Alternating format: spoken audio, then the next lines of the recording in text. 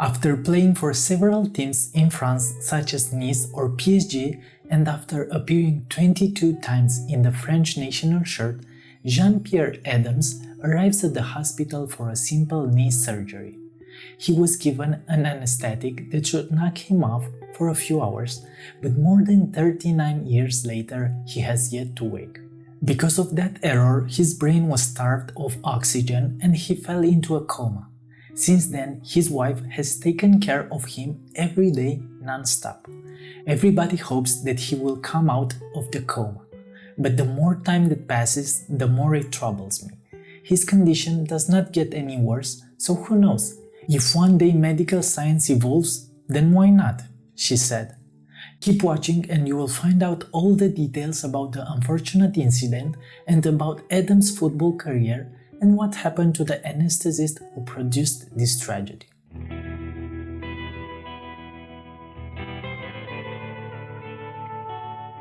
Maybe the name Jean-Pierre Adams won't tell you much, but his life story is amazing.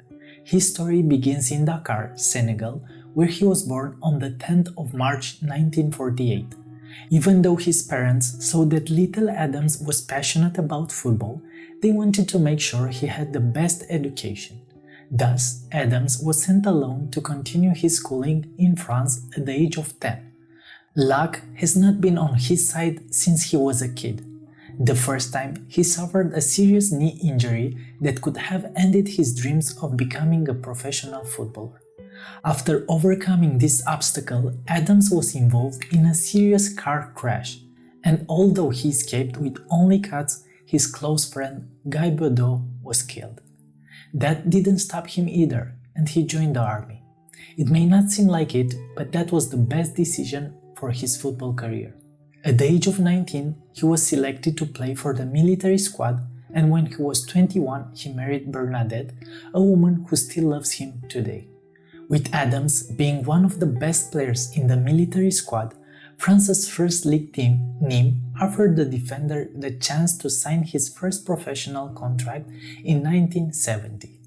Nîmes' side at the time was one of the best in the club's history, in 1971 qualifying for the first time in an European competition. Also, in 1971, the team's coach, Kader Firou, was named the Coach of the Year in France. In 1972, the team ranked second in the championship and in 1973 reached the semi-finals of the French Cup.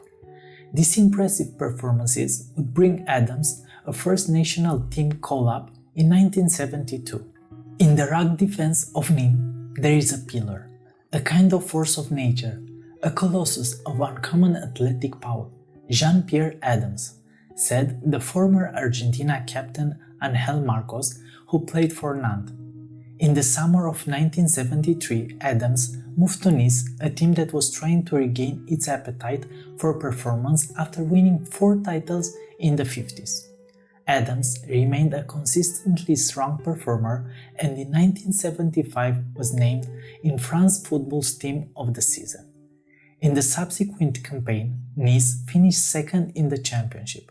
Even though that season ended with a pretty important performance, Adams suffered from injuries. Those issues would mark the end of his calls to the national team.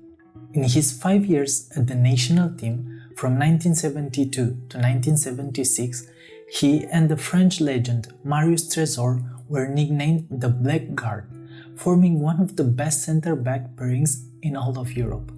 After being one of the key men in Nice's team, the 29-year-old defender signed the last contract with a team from the First League, this team being PSG. At that time, PSG was not the giant that is today, being founded only in 1970 and not winning a trophy until the arrival of the defender in 1977. Adams played only 42 games in 2 seasons for the Parisians, with 2 middle-table finishes before he was released from his contract, ending his time at the top level.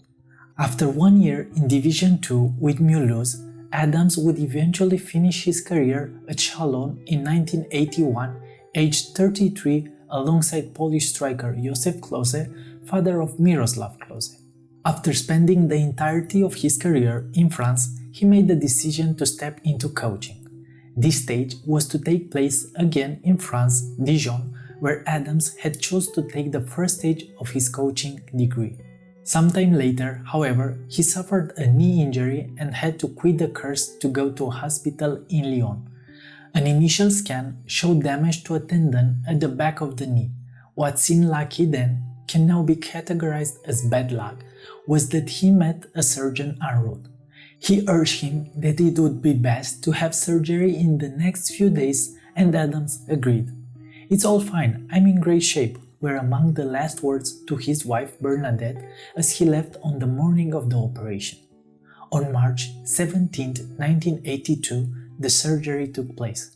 Bernadette was called to the hospital, informed that Adams had slipped into a coma. He suffered a bronchospasm which starved his brain of oxygen. The anesthetist made a major mistake and administered the wrong dose of anesthetic. But why did this happen? As in the case of many errors, it was not just one factor, but a multitude of factors. The anesthetist was overseeing 8 operations at once, including one particularly delicate procedure involving a child that got much of his attention. Thus, the operation was overseen by a trainee. In addition, the appropriate bed was not used for such surgery, and the drug used was known to be problematic. The perfect condition for everything to go wrong. His wife remained by his bedside every day and night, hoping for a change in his condition. A few months later, Adams was moved to a new institution.